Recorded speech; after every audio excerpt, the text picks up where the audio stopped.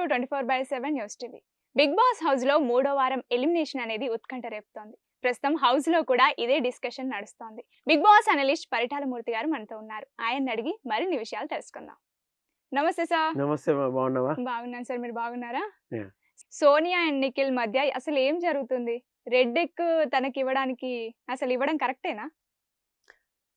కరెక్టేనా అంటే నేను కరెక్టే అని చెప్తా. ఓకే. ఎందుకంటే అంతకంటే ఆప్షన్ లేదు. యాక్చువల్ సీతకి ఇవ్వాలి. సీత డిజర్వ్. అవును. బాగా ఆడింది.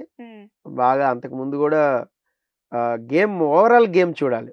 నీ క్లాన్ లో గేమే మాత్రమే కాదు, అవును. ఫ్రమ్ ది స్టార్టింగ్ పాయింట్ 1 నుంచి చూడాలి. 1 నుంచి చూస్తే మీకు సీత గేమ్ గ్రాఫ్ పెరుగుతుంది. మొన్న నాగార్జున గారు అప్లై చేసి ఇచ్చారు, అన్ని జరిగినాయి. అవును. జరిగినప్పుడు మీరు సీతకి ఇవ్వడం కరెక్ట్. మీ క్లాన్ లో ఉన్నా కూడా అవతల క్లాన్ లో నువ్వు బాగా పోరాడావు రేషన్ కోసం. అలాగే ఇక్కడికి వచ్చాక కూడా టాస్క్లు అది ఆడావు, బ్రహ్మాండంగా ఆడావు. టాస్క్లు ఆడినప్పుడు నీకు ఏదైతే ఉందో, అంటే నీకు ఏదైతే అప్పచెప్పిన ఇది ఉందో అది బాగా చేసావు. విష్ణుప్రియ ఓకే, కానీ రూడ్గా ఆడేసింది, తిట్టేసుకున్నారు.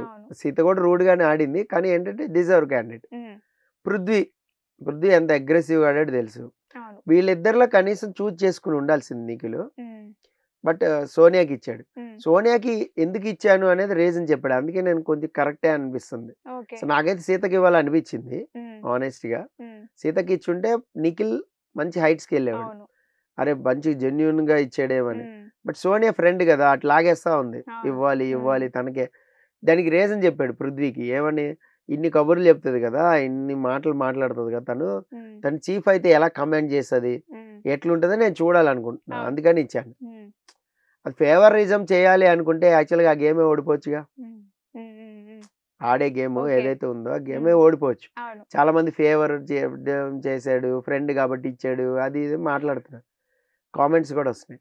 అంటే నా క్వశ్చన్ ఏంటంటే, అలా నిజంగానే ఉంటే, కన్సర్న్ ఉంటే తన్ని చీఫ్ ఎగ్గివ్వడమే కదా, చీఫ్ కూడా చేసేవాడు. తనే కదా పోటీదారుడు, ఇంకెవరు లేరు.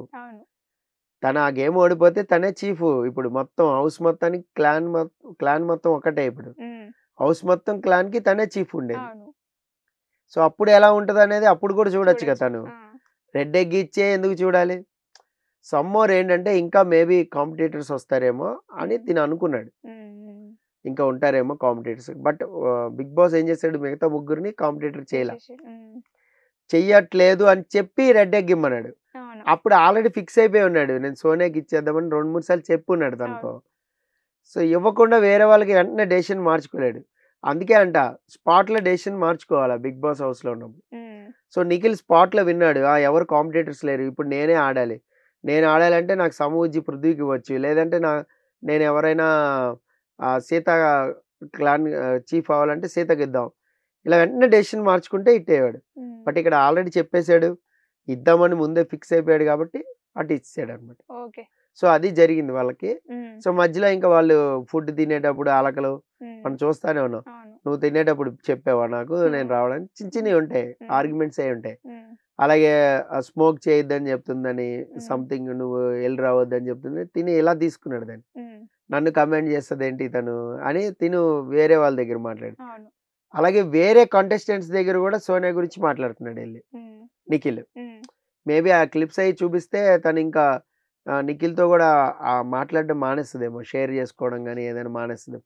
ఎందుకు చెప్తున్నా అంటే, ఇప్పుడు తన ఒపీనియన్ ఏదైతే ఉందో అది అక్కడికక్కడే చెప్పేయాలి, కానీ బయటకు వచ్చి ఒక ఆర్గ్యుమెంట్ లాగా అది ఒక కంప్లైంటింగ్ లా చెప్తున్నాడు. సో అక్కడ కొంచెం నిఖిల్ బ్యాలెన్స్ అవుట్ అవుతున్నాడు అనిపిస్తుంది.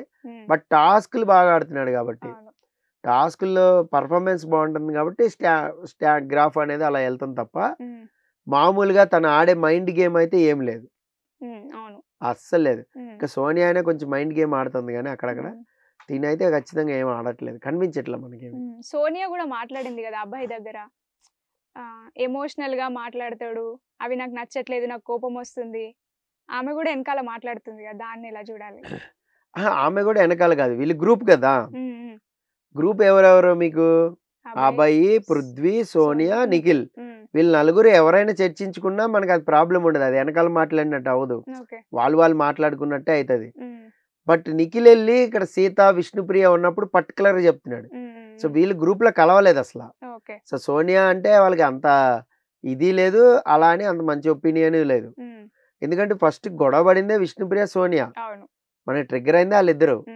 ఆ తర్వాత ప్రేరణ మీద తీసింది, మళ్ళీ విష్ణుప్రియ ప్రేరణకు వచ్చింది ఈ వారం. సో వాళ్ళ దగ్గరికి వెళ్ళి మాట్లాడితే వాళ్ళకి పాయింట్ ఇచ్చినట్టే కదా, ఓకే. ఏదో ఒక విషయంలో ఒక పాయింట్ వాళ్ళకి ఇచ్చినట్టే లెక్క. అది నేను చెప్తున్నా. ఓకే. సో ఇప్పుడు నిఖిల్ వెళ్ళి అభయ్ నవీన్తో చెప్పాడు, అది దట్స్ ఓకే, నేను దాన్నే మనలా. ఓకే. అలాగే మణికంఠతో కూడా డిస్కస్ చేసుకుంటున్నారు అప్పుడప్పుడు. సో మణికంఠ కూడా నిఖిల్కి దగ్గరే కాబట్టి పర్లేదు. ఓకే. నిన్న కూడా ఏమైంది, ఎమోషనల్ గా నీ గేమ్ రూడ్గా వెళ్ళిపోతుంది, నువ్వు చాలా హార్ష్గా ఆడేస్తున్నావు అని మణికంఠ ఎమోషన్ అయ్యి మరీ చెప్పాడు. అవును. అండ్ నువ్వు అలా వెళ్తే నువ్వు ఏమైపోతావు, నువ్వు అసలు వేస్ట్ అయిపోతావు, నువ్వు విన్నర్ అవ్వలేవు ఏది అవ్వలేవు అన్నట్టు మాట్లాడాడు. అవునవును. కన్సర్న్ చూపెట్టాడు అక్కడ నిఖిల్ మీద. మరి అది నిఖిల్ కి బ్రెయిన్ నుండి బుర్రకెక్కితే బాగా తీసుకుంటాడు. చాలా విషయాల్లో మణికంఠ పక్క నుంచి చెప్తానే ఉన్నాడు. అలాగే అబ్బాయి దగ్గర చెప్పినప్పుడు నిఖిల్ కూడా అబ్బాయి కూడా చెప్తాడు, అలా కాదు మీరు ఇట్లా ఉండండి ఇట్లా ఉండండి అని కూడా చెప్తాడు. బట్ దాన్ని బుర్రకెక్కించుకుంటే ముందుకెళ్తాం. అవును. లేదు సినారియో ఇలాగే నడుస్తుంది అనుకోండి, అది ఎప్పటికీ తెగదు. సో మీరు ఒకరోజు అన్నం తినకుండా వెళ్తే నేను తీసుకుని వస్తా, నేనే అన్నం తినకుండా వెళ్తే మీరు తీసుకొస్తారు, ఇలాగే నడుస్తూ ఉంటుంది అది. అవును. అది. Okay sir. Thank you sir. Thank you అమ్మా.